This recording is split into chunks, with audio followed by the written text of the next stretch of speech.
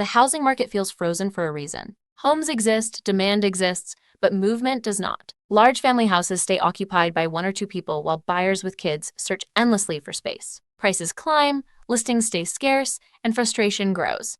This is not about blaming older homeowners. It is about understanding why the system rewards staying put and discourages reasonable moves. By 2026, those incentives line up in a way that keeps many oversized homes off the market longer than people expect. Hi, I'm Carol, Darius's assistant. Let's dive right into it. Tax rules make selling financially unattractive. One of the biggest reasons empty nesters hesitate to sell is the tax treatment of home equity. Federal capital gains rules allow homeowners to exclude a fixed amount of profit when selling a primary residence, but that exclusion has not changed in decades. In many markets, home values have grown far beyond it. For longtime owners, selling can trigger a large tax bill. Many realize they are financially better off holding the home until death, when heirs receive a stepped-up tax basis that wipes out capital gains, a dynamic explained in reporting on how current tax law incentivizes homeowners to keep property rather than sell it. Large homes are concentrated among older owners.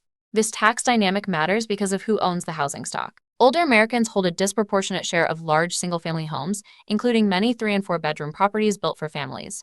Housing data shows that older Americans control a large share of family-sized homes. Redfin found that empty nest baby boomers own nearly 3 in 10 large U.S. homes, about twice the share owned by millennials with kids. Downsizing often costs more month to month. On paper, downsizing sounds practical. In reality, it often raises monthly expenses. Smaller homes in desirable areas can cost nearly as much as larger ones. New mortgages come with higher interest rates than older loans. Property taxes and insurance often reset after a sale. For many older homeowners, staying in a larger house remains the cheapest option, even if much of the space goes unused. That decision is rational on an individual level, but it limits turnover in the part of the market under the most pressure. Limited movement creates a chain reaction. When larger homes do not come up for sale, pressure spreads across the market. Families stay in starter homes longer because there is nowhere to move next. Renters remain renters because fewer homes open up. Buyers compete harder for the same limited listings. This gridlock pushes prices higher across multiple tiers. The problem is not only how many homes exist, but how rarely they change hands. Why 2026 matters.